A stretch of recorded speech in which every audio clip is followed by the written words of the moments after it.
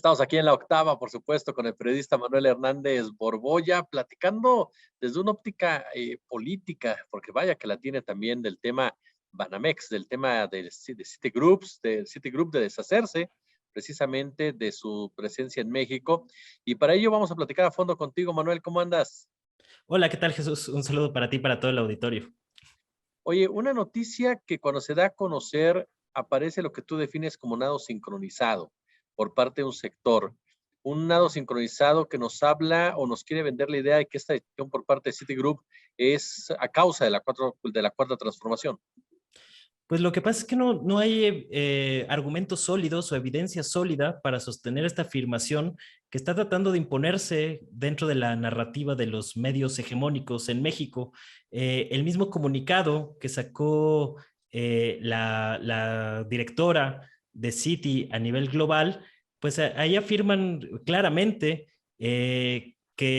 los principios de esta decisión se deben a una nueva visión corporativa de Citi a nivel global y de hecho pues resaltan que México es un mercado prioritario y anticipan que será un destino muy importante de inversión global y de flujos comerciales en los siguientes años. Y cito textualmente, tenemos confianza en la trayectoria del país. Es decir, la narrativa que están tratando de poner muchos analistas de temas económicos y políticos hoy en día, pues contraviene mucho el comunicado oficial y se basa más en especulaciones, en teorías de que el desastre de la economía mexicana, entre comillas, es lo que está provocando la salida y la fuga de capitales. El gran problema que yo veo con esta versión, pues es que no toman en cuenta otros factores, ¿no? Como el hecho de que en 2021 Citigroup anunció que abandonaría el negocio de la banca de consumo en 13 países, y lo cito: Australia, Bahrein, China, India, Indonesia, Corea del Sur, Malasia, Filipinas, Polonia, Rusia, Taiwán,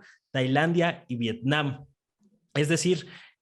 con estos antecedentes, pues queda más o menos claro que obedece a una estrategia global de Citigroup y no tanto al contexto específico que está ocurriendo dentro de la economía mexicana. Por eso yo sí advierto que pues hay más un trasfondo político en muchas de estas opiniones que están tratando de imponer una narrativa y que construir una realidad que no se sostiene a partir de la evidencia y de los hechos concretos que hemos visto últimamente, y están tratando pues de ahí generar ruido mediático para pues criticar el manejo económico del actual gobierno. Yo creo que se podría hacerlo desde diferentes perspectivas, pero con cosas que tengan sustento. Claro, si de repente uno lee a Carlos Mota o lea, se me escapa el nombre, David Páramo o alguno de ellos, y parece efectivamente que Citigroup sale corriendo del país por las decisiones que ha tomado el gobierno federal, ¿no? Bueno, por ahí hasta Páramo sorprendió a propios extraños diciendo que no, que él estaba en la lógica de que no tenía nada que ver la situación de la economía mexicana con la salida de Citigroup. Entonces, pues sí es como de llamar la atención, pues cómo se han agarrado de ahí para tratar de estar con el golpeteo político que ya es una costumbre, ¿no? En este país los últimos 3 años ha sido de agárrese de lo que pueda para pegarle al gobierno. Cuando pues hay otros temas que yo creo que sí deberían de tener una revisión y una crítica más a fondo o una análisis mucho más desmenuzado, ¿no? Como el tema de la inflación, que sí está pegando en el bolsillo de los mexicanos, y que esos temas como más estructurales, pues no les llama tanto la atención como este asunto de Citibanamex, que es más mediático o se presta más a los dimes y diretes, y se presta muy bien para construir campañas mediáticas que tratan de imponer una visión de los hechos que no se ajusta a la evidencia disponible, ¿no? Y a mí me parece que en concreto el caso Banamex o la venta de Citigroup que acaba de anunciar, pues es muy emblemático por muchas razones, ¿no? Habría que preguntarse también, que eso no nos queda del todo claro. Yo estuve revisando a la prensa nacional y la prensa internacional de los últimos años, cuáles podrían haber sido las razones por las que Citi decidió abandonar un negocio que sigue siendo redituable, a pesar de que sea una estrategia interna y demás, debido a las ganancias que ha generado, y que buena parte de las onerosas ganancias que tienen los bancos mexicanos obedece al rescate bancario que ocurrió en los 90s. Es decir, este tema debería ser motivo para reposicionar estos asuntos y ver cómo han sido los abusos de la banca y de los bancos privados en los últimos 20 años, cuyas ganancias pues han sido exorbitantes, han crecido más de 2000% desde 1998 hasta la fecha. Recordemos que el año de 1998 fue el año en que las bancadas del PRI y del PAN aprobaron el FOBAPROA, que posteriormente se convertiría en el IPAB, el Instituto de la Protección del Ahorro Bancario, y que seguimos pagando hasta la fecha. Ese es uno de los grandes temas que están generando una presión bastante fuerte sobre las finanzas públicas mexicanas, y esos temas parece que no están dentro del radar de estos analistas que ahora están tratando de ahí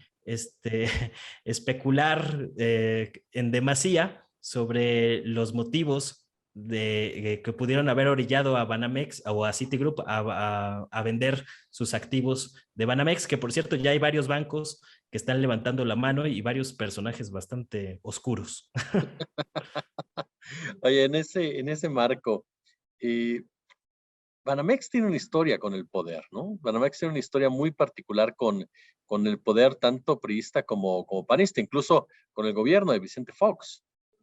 Sí, pues hay que recordar que en 2001, o sea, es lo paradójico, ¿no? Y que mucha gente parece que ya no se acuerda mucho de esos temas, hay que a veces refrescar la memoria. Y después de lo que costó el rescate bancario, que convirtieron deudas privadas en deuda pública y que seguimos pagando hasta la fecha, que muchos grandes banqueros amasaron fortunas tremendas a partir de ese robo, de ese fraude. En 2001, Vicente Fox, que estaba dentro de los nombres de los deudores del FOBAPROA, su gobierno, su administración generó condiciones para que el entonces dueño de Banamex, Roberto Hernández, pudiera eludir 35,000 millones de pesos por la venta de Banamex a Citigroup. Entonces, es como paradójico o muy emblemática la situación que ha tenido este banco a lo largo de los últimos 30 años, que coinciden con el periodo neoliberal,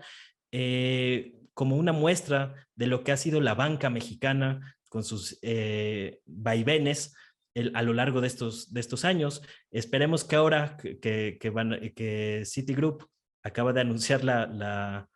venta de Banamex, pues en esta ocasión sí vayan a pagar sus impuestos y no como lo que ocurrió durante el sexenio de Vicente Fox. Esa relación, mi querido Manuel, ya nos das una pincelada, una relación basada en dádivas, una relación en donde efectivamente las grandes ventas, las grandes privatizaciones, por ejemplo, de los bancos, la nacionalización, después la venta y demás, no le dejan ningún dividendo o al menos no dejan los dividendos que uno debería esperar a un país como el nuestro. No, definitivamente no, pero cuando tú revisas, por ejemplo, hay un índice que a mí me encanta mencionar para estos casos, que es el índice de la productividad total de los factores que publica el INEGI, y ahí desglosan diferentes ámbitos de la economía mexicana, y curiosamente, los dos principales sectores que han sido beneficiados desde la época de las privatizaciones de Carlos Salinas de Gortari hasta la fecha, es decir, desde la imposición del modelo neoliberal en México, pues son los grandes medios de comunicación y el sector financiero, es decir, los bancos. Son los dos grandes triunfadores del modelo neoliberal, mientras otros grandes sectores de la economía, desde actividades primarias, el sector servicios, incluso la minería y otros, pues presentan números rojos. Es decir, casi todos los sectores de la economía mexicana arrojan un saldo negativo en términos de productividad durante el periodo neoliberal, con excepción de los medios de comunicación, los bancos y alguno que otro por ahí, ¿no? Pero esto te habla pues de las resistencias o de las animadversión que hubo a un cambio de régimen político en México como el que vimos en 2018 por parte de estos dos grandes sectores, ¿no? Entonces, creo que por muchos sentidos, en muchos aspectos, este asunto de la venta de City Banamex pues debería de ayudarnos a reposicionar este tema y a echarle un ojo y una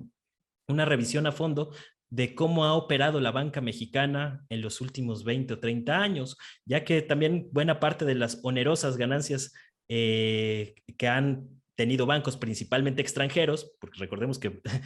después de rescatar a los bancos se terminaron vendiendo a inversionistas extranjeros, la mayor parte de ellos, se debe a las altas comisiones que cobran en México, a diferencia de los países en donde son originarios. Y un ejemplo pues era el mismo Citibanamex, que obtenía 33% de sus ganancias en México por comisiones, mientras que en Estados Unidos eran de solo el 18%. Esto te habla más o menos de las inequidades y que deberíamos de retomar ese tema más que andar especulando sobre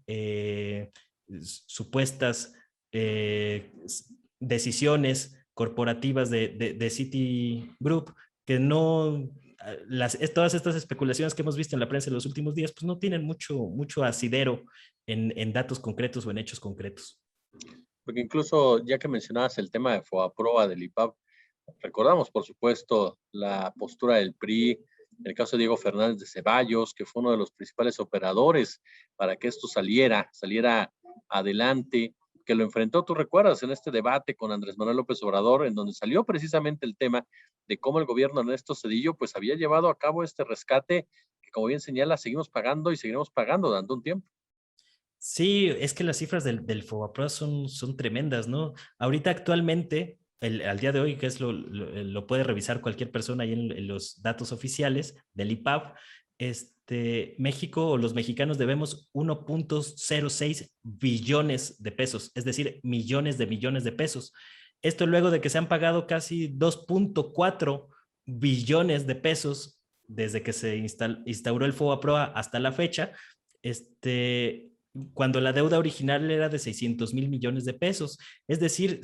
hemos pagado pues prácticamente más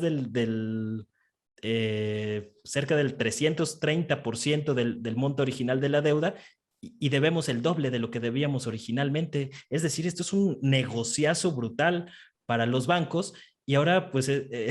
resulta paradójico que muchos estén indignados de que va a haber fuga de capitales y demás cuando hemos sido saqueados sistemáticamente durante los últimos 20 años. Y a mí, pues siempre, yo me empecé a meter en estos temas precisamente porque era un asunto que a mí me parecía sumamente trascendente para la situación o para entender la realidad nacional de un país como México. Y curiosamente, pues esto no...